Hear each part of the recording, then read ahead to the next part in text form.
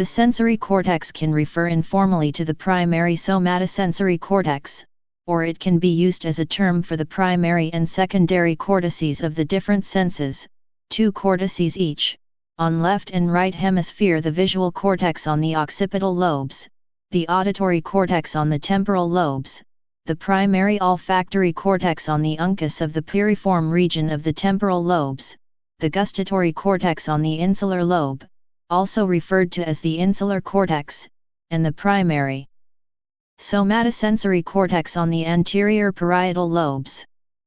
Just posterior to the primary somatosensory cortex lies the somatosensory association cortex, which integrates sensory information from the primary somatosensory cortex, temperature, pressure, etc., to construct an understanding of the object being felt.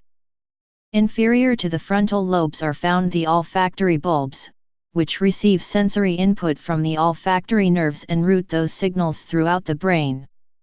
Not all olfactory information is routed to the olfactory cortex. Some neural fibers are routed directly to limbic structures, while others are routed to the supraorbital region of the frontal lobe. Such a direct limbic connection makes the olfactory sense unique.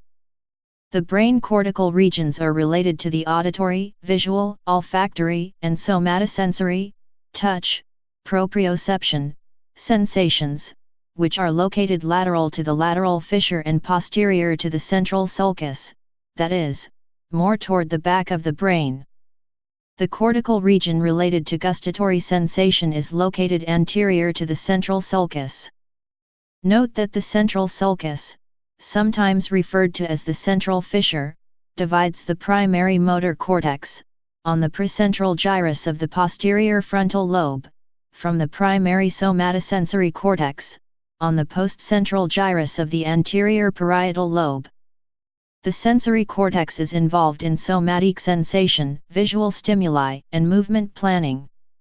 Please subscribe and thanks for watching.